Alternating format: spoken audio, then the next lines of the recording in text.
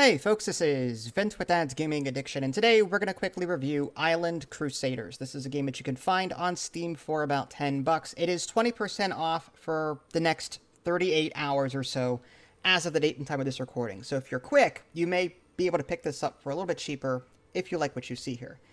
Island Crusaders. You know those games where you want to like it, but it leaves a bad taste in your mouth the first couple of minutes you start playing it? Well, that's what we got going on here. What is this? Well, it is a quote-unquote cute yet brutal tactical RTS game. Defend your home against swarms of enemies as your picturesque island gets stained by the blood of your enemies. I immediately got Bad North vibes. I don't know if you've ever played Bad North, but that is a fantastic game, and I'm going to make a lot of comparisons here.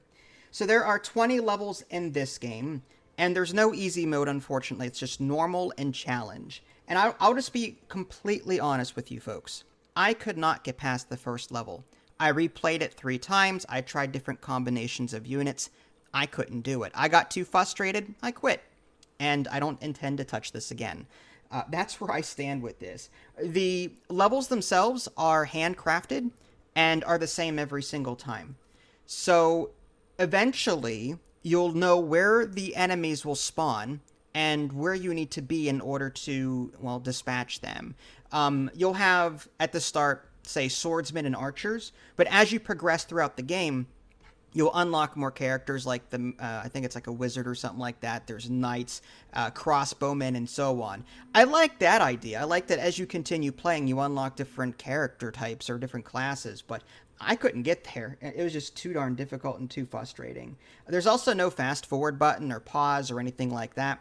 Everything takes place on this very tiny island like it does in Bad North, and just waves of enemies come at you via ship.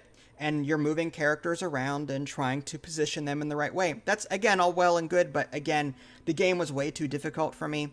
One thing I liked about Bad North was that the levels were randomized, and it was a roguelite experience in the sense that as you continued playing the game, you got to upgrade your units. Your unit upgrades mattered. You got to purchase new units or find new units along the way. You got to outfit them. Again, there are only, I think, 3 classes in Bad North, and there are a little bit more here. But that being said, like, I feel like this game tries to be like Bad North, but fails in almost every single way. I'm just going to go back to playing Bad North. This one was way too frustrating. Moving units around was really janky, and I had a hard time with it.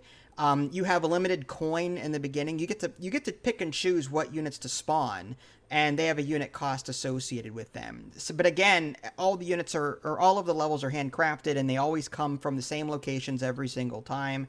And unless you know where they're going to be, it's just you're going to keep repeating the level over and over again until you finally figure out what units to put where. That's all I really care to say about this. The graphics are nice. It's cute, sure. But Bad North is the superior game. I would recommend that one instead.